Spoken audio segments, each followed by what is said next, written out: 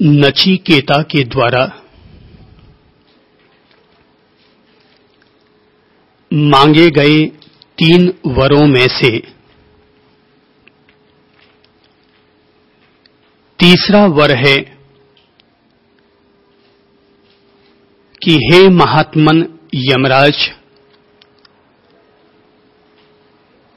दुनिया में कुछ लोग कहते हैं कि इंसान मरने के बाद रहता है और कुछ कहते हैं नहीं रहता है। आप इस विषय के परम ज्ञाता हैं, अतः तीसरे वर के रूप में मैं आपसे आत्मज्ञान का यह रहस्य जानना चाहूंगा, ताकि मुझे यह भलीभांति बोध हो सके कि प्राणी के मरने के बाद क्या होता है और क्या नहीं। यद्यपि नचिकेता के द्वारा जब प्रथम 2 वर मांगे गए तो यमराज प्रसन्न था कि नचिकेता ने उससे वे वर मांगे हैं जिनका ज्ञान देना स्वयं पृथ्वीवासियों के लिए भी सहज सरल है। लेकिन उन्हें यह उम्मीद कतई नहीं थी कि उनके द्वार पर आया हुआ नचिकेता सीधा उनसे प्राणी मात्र की मृत्यु का रहस्य जान लेना चाहेगा। यद्यपि यमराज वचनबद्ध थे, स्वयं उन्होंने ही अपने घर पर आए हुए अतिथि की आत्मिक प्रसन्नता के लिए 3 वर दिए थे, इसलिए वे मजबूर तो थे ही, विवश थे ही। उन्हें उम्मीद भी नहीं थी कि नचिकेता उनसे मृत्यु का रहस्य जानना चाहेगा। धरती पर लोग मृत्यु को आता हुआ तो देखते हैं, दुनिया में ऐसा कोई भी घर नहीं होगा कि जिस घर में किसी न किसी प्राणी की, व्यक्ति की मृत्यु न हुई हो।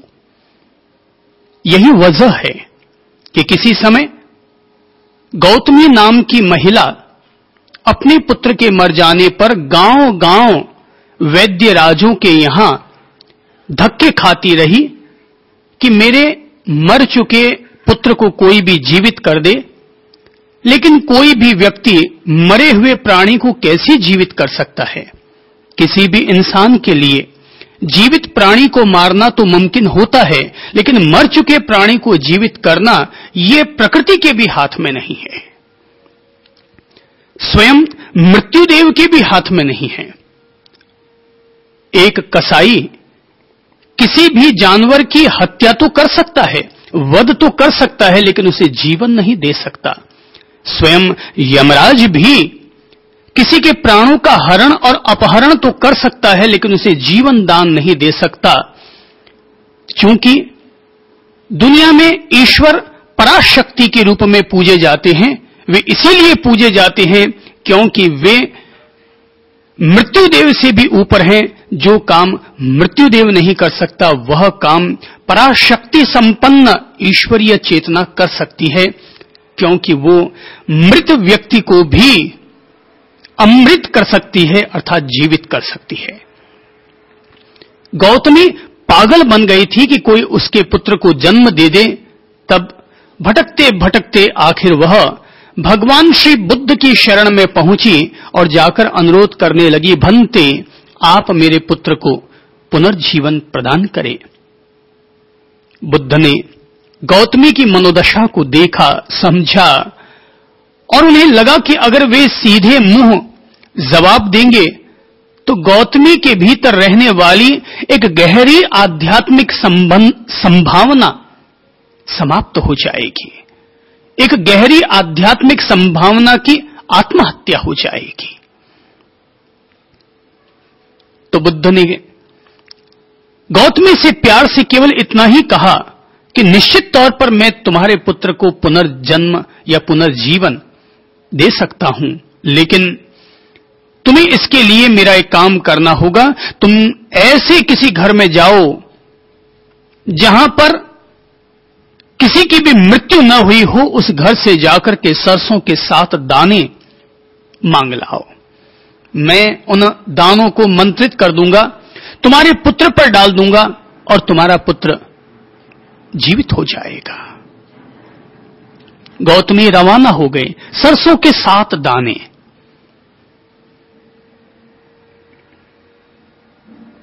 गौतमी घर घर गई, पूरे दिन भर गांव में भटकती रही। हर कोई व्यक्ति गौतमी से यही कहता आश्वासन की भाषा में कि 7 दाने क्यों, 70 दाने भी, 7 बोरी भी तुम्हें दी जा सकती है अगर तुम्हारे पुत्र को पुनर्जीवन मिल सकता हो तो। पर ऐसा घर तो हमारा नहीं है जहां किसी न किसी की मृत्यु अब तक न हुई हो। किसी दादा की, किसी पोते की, किसी परदादा की, लड़दादा की, किसी न किसी की तो मृत्यु हुई ही है। कहते हैं सांझ के वक्त आखिर गौतमी लौटकर आ जाती है थक हार कर, और जाकर के जब भगवान से कहती है भंते, कहीं से भी सरसों के दाने न पा सकी। बुद्ध ने समझाया, गौतमी तुम अपने आध्यात्मिक स्वरूप को उपलब्ध हो, जीवन के इस मर्म को समझने का प्रयत्न करो कि धरती पर जो प्राणी जन्म लेता है एक न एक दिन उसे मरना होता है। जो फूल खिलता है एक न एक दिन उसे मुरझाना होता है। जो सूरज उगता है एक न एक दिन उसे मुरझाना पड़ता है। और जो व्यक्ति जन्म लेता है उसे एक न एक दिन मरना पड़ता है। मैंने कल ही कहा था कि मरना मना है। लोग कहते हैं हंसना मना है, और मैं कहता हूं मरना मना है। समय आने पर, मृत्यु का समय आने पर मरना, ये तो जीवन का सौभाग्य है। इंसान के लिए मृत्यु वैसे ही होनी चाहिए जैसे सांप के लिए कैंचुली का उतारना होता है। नश्वर शरीर का त्याग होना ही चाहिए। इंसान आखिर कब तक इस काया को ढोते रहेगा। हां, जब तक आपकी जवानी है तो आप अपने शरीर की ताकत के बल पर जीवन जी सकते हैं, लेकिन बूढ़ी काया हो जाने पर, कि जिस व्यक्ति के चेहरे की झुर्रियां पड़ गई हैं, बाल सफेद हो गए हैं, हाथ में लाठी का सहारा आ चुका है, कमर झुक गई है, घर वाले अब कहना भी नहीं मानते, अपनी पत्नी अपने बच्चे ही उपेक्षा करने लग चुके हैं, दांत गिर चुके हैं, ऐसे किसी इंसान के सामने अगर महावीर या महादेव आकर कह दे, वत्स मैं तुम्हें अमर होने का वर देता हूं, वो बुजुर्ग आदमी यही कहेगा, भंते ये आपका वरदान नहीं, ये मेरे लिए अभिशाप है। एक बुजुर्ग काया वो हमेशा यही प्रार्थना करेगी कि प्रभु बस मैं चलता फिरता ऊपर चला जाऊं, मुझे भुगतना न पड़े। भुगतते भुगतते बहुत जी लिया। सहज मृत्यु आए तो मृत्यु का स्वागत है, और असहज मृत्यु अगर आने लगे तो मैं कहूंगा मरना मना है। असहज मृत्यु आने लगे तो मैं कहूंगा कि मरना मना है। दुनिया में 2 शब्द चलते हैं, एक है आत्महत्या और एक है हत्या। हत्या तो उसे कहा जाता है जिसमें हम किसी दूसरे का वध करते हैं, और आत्महत्या उसे कहा जाता है जिसमें कि हम स्वयं का वध करते हैं, स्वयं की हत्या करते हैं, स्वयं के प्राणों का नाश करते हैं। हत्या ये बात तो समझ में आ गई, लेकिन आत्महत्या ये बात समझ में न आ पाई।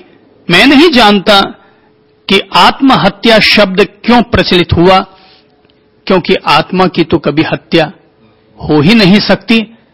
जिस आत्मा के लिए कहा जाता है कि प्राणी के जन्मने के पहले भी जिसका अस्तित्व रहा, और प्राणी के शरीर शांत हो जाने पर भी जिसका अस्तित्व रहेगा, तो मेरी समझ से आत्महत्या कहने की बजाय इसे देह हत्या कहा जाना चाहिए कि हमने इस अपनी नश्वर काया का त्याग कर दिया, इसका हमने नाश कर दिया।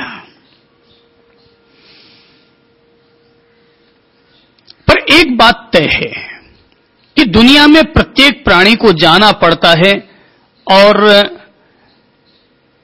कोई व्यक्ति अगर मृत्युदेव के सामने खड़ा होकर और मृत्यु के बारे में सवाल करता है तो एक दफा तो मृत्यु भी हिल जाएगी। अगर कोई व्यक्ति राजा से जाकर पूछे कि आपने कौन सा गेम खेला कि जिसके जरिए आप सम्राट हो गए, तो बता ना पाएगा, क्योंकि भैया अगर ये राज मैंने तुम्हें बता दिया तो तुम भी फिर मेरे जैसे ही हो जाओगे, फिर मेरा सीक्रेट मेरे पास कैसे रह पाएगा। तो मृत्यु भी अपनी ओर से नचिकेता को बताने को तैयार नहीं है कि मृत्यु का रहस्य क्या है।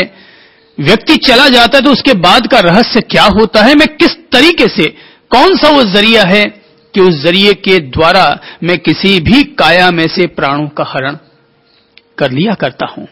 किडनैप करने वाला व्यक्ति बताएगा थोड़े ही कि मैंने किस तरह से किडनैप किया।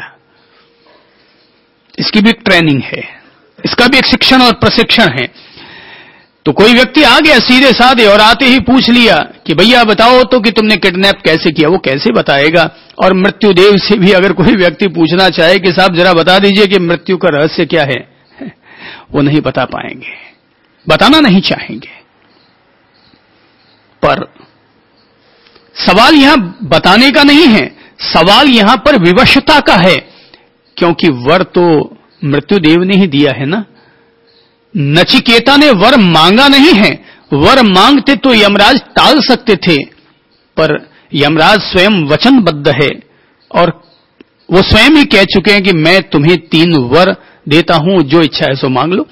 सो पहला वर मांगा जाता है पिता की प्रसन्नता, दूसरा वर मांगा जाता है अग्नि का रहस्य कि जिस अग्नि के जरिए लोग यज्ञ का अनुष्ठान करते हुए स्वर्ग लोक की प्राप्ति करते हैं। और तीसरा वर है कि मृत्यु का रहस्य क्या है, मृत्यु के उपरांत व्यक्ति का क्या होता है। हे मृत्युदेव, तुम मुझे इसे भली भांति समझाओ, मैं तो आपका शिष्य हूं। मैं तो आपका शिष्य हूं, और शिष्य होने के नाते मेरा फर्ज होता है कि मैं अपने गुरु से ज्ञान चाहूं, और गुरु ही अगर मुझे ज्ञान नहीं देंगे तो कौन देगा। गुरु और शिष्य का संबंध बहुत प्रगाढ़ संबंध होता है। गुरु और शिष्य का संबंध एक तरह से ज्ञानी और अज्ञानी का संबंध होता है। गुरु ज्ञान का प्रतीक है और शिष्य अज्ञान का प्रतीक है। गुरु का अर्थ होता है जो अंधकार को दूर करता है, और शिष्य का अर्थ होता है जो अंधकार को दूर करने का रास्ता होता है। उस रास्ते को सीखने वाले को शिष्य कहते हैं। शिष्य होना एक बहुत बड़ी बात है और गुरु होना भी एक बहुत बड़ी बात है। शिष्य अर्थात समर्पण। अब मेरा मुझ में कुछ नहीं, जो कुछ है सो तेरा, ये जो भाव है इसका नाम है शिष्य। अगर कोई शिष्य ये भाव रखता है कि मैं हूं, ये जो मैं जब तक रहेगा तभी तक शिष्यत्व अधूरा है। ऐसा हुआ कि एक दफा विवेकानंद जी के शिष्य अंदर में बैठे हुए चर्चा कर रहे थे। बोले नरक क्या है, नरक का रास्ता क्या है, इस तरह से कई तरह की चर्चाएं कर रहे थे। तो अचानक विवेकानंद जी की भीतर से आवाज आई और